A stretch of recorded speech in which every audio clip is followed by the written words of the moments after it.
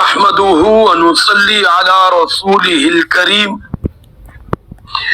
أما بعد فأعوذ بالله من الشيطان الرجيم بسم الله الرحمن الرحيم وفي ثمود إذ قيل لهم تمتعوا حتى حين فعتوا عن أمر ربهم فأخذتهم الصاعقة وهم ينظرون فما استطاعوا من قيام وما كانوا منتصرين وقوم نوح من قبل إنهم كانوا قوما فاسقين صدق الله العظيم. درود شریف پڑھ. اللهم صل على محمد وعلى آل محمد كما صليت على إبراهيم وعلى آل إبراهيم إنك حميد مجيد.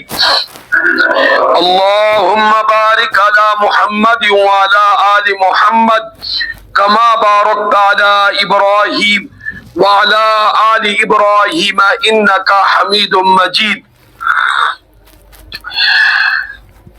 27واں پارہ سورۃ الزاریات رکوع نمبر 2. آج اس سورت کا الحمدللہ مکمل ہو رہا ہے. اس رکوع کی آخری 4 آیات مبارکہ تلاوت کی گئی ہیں. آیت نمبر 43, 44, 45 اور 46. 2 نبیوں کی قوم کا یہاں ذکر ہو رہا ہے. اس صورت میں اللہ تعالیٰ نے 5 انبیاء کرام کی قوموں کا ذکر کیا ہے. ویسے تو 6 نبیوں کا ذکر ہوا. کس کس کا؟ ابراہیم علیہ السلام, پھر قوم لوط کا, پھر قوم عاد کا, پھر آج قوم سمود اور قوم نوح. لیکن ابراہیم علیہ السلام کی قوم کا ذکر نہیں ہوا. ابراہیم علیہ السلام کے لیے خوشخبری کا ذکر ہوا ہے, بیٹے کی خوشخبری کا. اس لیے کہا جائے گا کہ اس سورت کے اندر 5 نبیوں کی قوموں کا ذکر ہوا. ویسے نبی کتنے؟ 6. نوح علیہ السلام کا آخر میں ذکر ہوا, یعنی ان کی قوم کا, اگرچہ ان کا زمانہ ان سب سے جن کا ذکر ہوا پہلے کا ہے. فرمایا اللہ تعالیٰ نے وفی سمودا, اور قوم سمود میں بھی فرمایا بڑی نشانی ہے. یہ صنعتکار لوگ تھے, بڑی عجیب کٹاکاری سے, کاریگری سے بڑے بڑے محل بنا دیتے تھے. آج جو انسان وہ دبئی چین کی ترقی دیکھے کہ مشینری کے ذریعے کمپیوٹر پہ بیٹھ کر وہ زمین کی تہ میں سرنگیں بنا رہے ہیں. یہ دبئی کے اندر بھی تقریباً 95% جو کام ہے وہ کس کا کیا ہوا ہے؟ چین کا.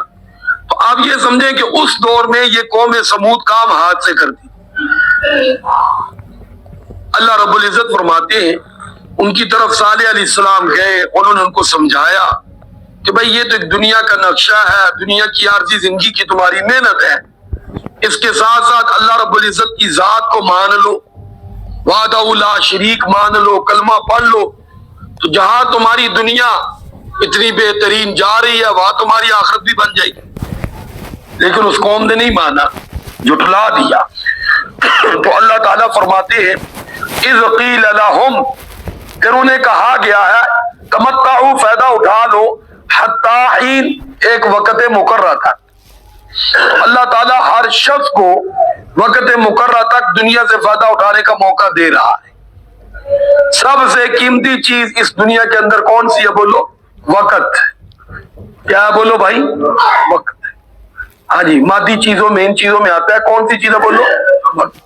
دیکھو ہر ایک کو اللہ نے دیا ہو, ہر ایک کو. غریب ہے, امیر ہے, فقیر ہے, ہاں جی, کوئی بڑا ہے, کوئی چھوٹا ہے, ہاں جی, حسب و نسب کوئی اعتبار سے کوئی مشہور ہے, کوئی غیر مشہور ہے, وقت سب کے پاس.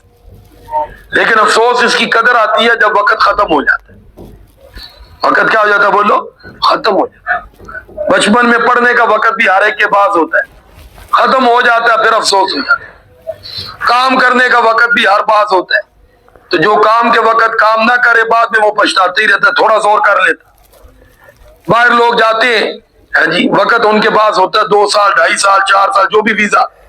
اب جو محنت کر لے ٹھیک ہے, جو وہاں گھوم پھرنے میں وقت گزار دے وہ بعد میں پچھتاتا رہتا. تو دنیا کے اندر بھی اللہ تعالیٰ نے مجھے اور آپ کو سب کو وقت دیا ہوا ہے، اور یہ وقت کس کے لیے ہے؟ اللہ کو منانے کے لیے، اللہ کو منانے کے لیے، اپنی آخرت بنانے کے لیے۔ ہمارے استاد محترم حضرت مولانا فیاض الدین صاحب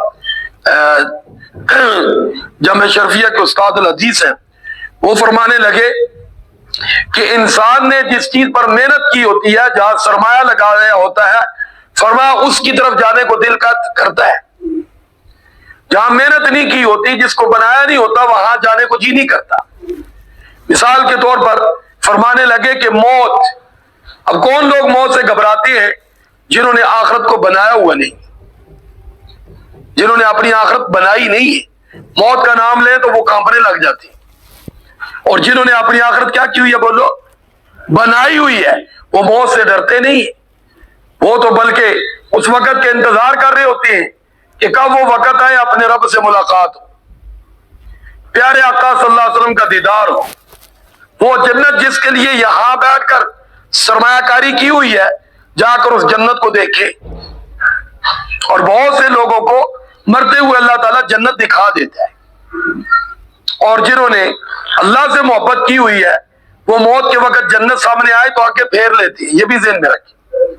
حضرت رفاعی رحمت اللہ علیہ ایک بہت بڑے اللہ والے گزرے ہیں 555 میں۔ اب ایسی شان سے جیے کہ جب آخری وقت آیا تو اللہ تعالیٰ نے فرشتوں کو حکم دیا کہ ان کے سامنے جنت میں ان کا محل بنا کر دو۔ تو جیسی جنت سامنے آنکھیں پھیر لی اور عرض کیا، مولا ساری زندگی تیری دیدار کے لیے تڑپتا رہا، اب وقت آیا تو جنت دکھا رہا ہے۔ جی ایسے بھی ہوتے۔ اور پھر کہا گیا کہ جنت کا منظر سائڈ پہ کر دو، پھر اللہ تعالیٰ نے ان 70,000 سے زیادہ پردوں میں اپنا دیدار کروایا، ادھر سے روح نکل رہی تھی۔ جی ہاں، جینے کا اپنا اپنا انداز ہے۔ تو بہرحال اللہ ہمیں بھی ان میں سے کوئی صحیح انداز اپنانے کی توفیق عطا فرمائے، ورنہ ہمارا تو سارا انداز دنیا میں گھوم رہا ہے، یہ کر لوں وہ کر لوں، نہیں، وہ آخرت کے لیے سب کچھ کر رہے ہوتے۔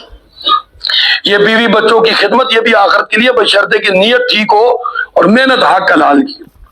یہ بھی ذہن میں رکھے، جب ہم آخرت کا نام سنتے ہیں نا تو مومن ذہن میں آ جاتا ہے یہ سارا کچھ چھوڑ دیں، پھر بھائی کچھ بھی نہیں اسلام چھڑواتا، بس نیت سیدھی کرواتا ہے اور طریقہ سیدھا کرواتا ہے کہ پیارے آقا صلی اللہ علیہ وسلم کے طریقے کے مطابق ہونا چاہیے، من مانی نہیں ہونی چاہیے۔ من کو مارو، اللہ اور اللہ کے رسول کی بات مان لو، تم سیدھے جنت میں، یہ رخ سیدھا ہے۔ تو بہرحال اللہ رب العزت فرماتے ہیں، ہم نے کہا وقت مقرر تک فائدہ اٹھا لو، فَعَتَوْا عَنْ عَمْرِ رَبِّهِمْ، پھر انہوں نے سرکشی کی۔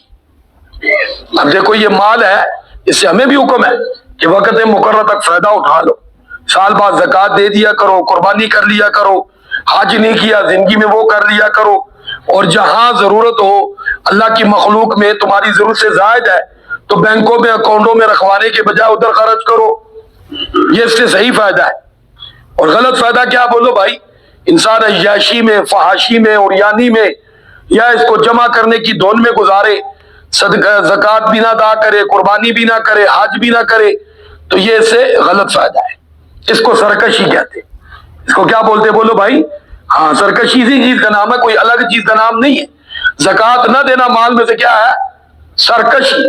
حج فرض ہے نہ کرنا کیا ہے؟ سرکشی۔ قربانی فرض ہے نہ دینا، سرکشی۔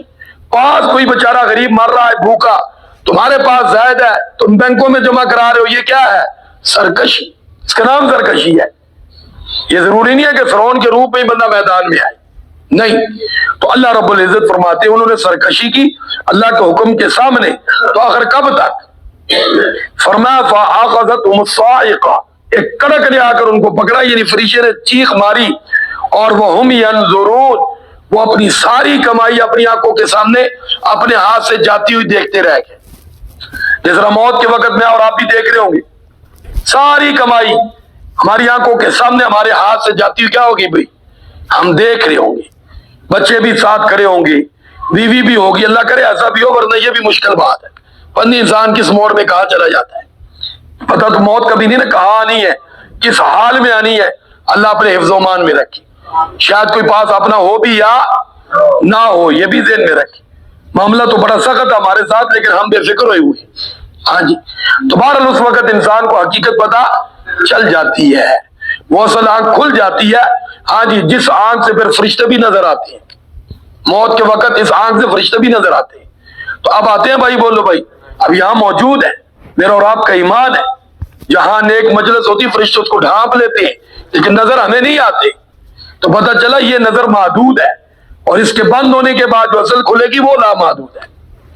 اس کے اندر پھر جنت جہنم، وہ قبر کا، حضور اقدس صلی اللہ علیہ وسلم فرمایا جنت کا باغ ہے یا جہنم کا گڑھا، وہ سب نظر آ رہا ہوتا ہے. تو اللہ رب العزت فرماتے ہیں وَهُمْ يَنْظُرُونَ، وہ سب کچھ اپنی آنکھوں سے کیا کر رہے تھے؟ دیکھ رہے تھے. فَمَا اسْتَطَاعُوا مِنْ قِيَامٍ، ان میں کھڑے ہونے کی بھی طاقت نہیں تھی. یاد رکھنا یہ قوم ظالم کتنی تھی، قرآن نے بیان کیا وَإِذَا بَطَشْتُمْ بَطَشْتُمْ جَبَّارِينَ، جب کسی کو یہ پکڑتے تھے ظالم تو اس بیچارے کا چورا چورا کر دیتے تھے. ایسے یہ ظالم لوگ تھے. لیکن فرمایا جب اپنی پکڑ آئی تو ان میں اتنی سکت بھی نہیں تھی. کیا ہو سکتے؟ تو کبھی مرنے والا کھڑا ہو سکتا ہے؟ ہاں جی، وہ تو بیچارہ اپنا منہ بھی بند نہیں کر سکتا. اس کے اختیار تو اس وقت اس پر بھی نہیں چلتا کہ جاتے منہ کیا کر لوں؟ بند کر لوں. پھر فرمایا وَمَا كَانُوا مُنْتَصِرِينَ، وہ جو کہا کرتے تھے کہ ہم ایک لمحے میں بدلہ لیتے ہیں اور سب کو مٹا دیتے ہیں، فرمایا وہ بدلہ بھی نہ لے سکے. تو اللہ کی پکڑ آئے تو کون بدلہ لے سکتا بولو؟ پھر فرمایا اللہ تعالیٰ نے وَقَوْمَ نُوحٍ مِّن قَبْلِ، ان سے پہلے قوم نوح بھی گزری. ہاں جی، اِنَّهُمْ كَانُوا قَوْمًا فَاسِقِينَ، بے شک فرمایا یہ قوم فاسق تھی، اللہ کے نافرمان تھی. تو قوم نوح یہ کون لوگ تھے بولو بھائی؟ چودھری لوگ. یہ کون لوگ تھے؟ چودھری، یعنی ان میں یہ آ کر تھی چودھریوں والی. اور قوم سمود کیا تھی بولو؟ صنعت کار. اور قوم عاد کیا تھی؟ پہلوان. کون تھی بولو بھائی؟ پہلوان. اور قوم فرعون کیا تھی؟ ملازم لوگ. کون لوگ؟ اوتا، اوتے کے چکر میں ان کی دڑکی تھی. تو اللہ رب العزت کی بارگاہ میں دعا ہے کہ اللہ تعالی ہم سب کو اپنی نافرمانی سے بچائے. جن زندگی کے جتنے سانس ہیں یہ ہمارے پاس چانس بھی ہے، یا ہم اپنی جنت بنا سکتے ہیں یا اللہ معاف کرے جنت سے محروم ہو سکتے ہیں. یہ سانس اتنے قیمتی ہیں. تو اللہ رب العزت ہمیں ان سانسوں کی قدر نصیب فرمائے. وآخر دعوانا ان الحمد للہ رب العالمین. قوم شعیب کیا تھی؟ تاجر لوگ. درود شریف پڑھ. اللهم صل على محمد وعلى آل محمد كما صليت على إبراهيم وعلى آل إبراهيم إنك حميد مجيد. اللهم بارك على محمد وعلى آل محمد كما باركت على إبراهيم وعلى آل إبراهيم إنك حميد مجيد.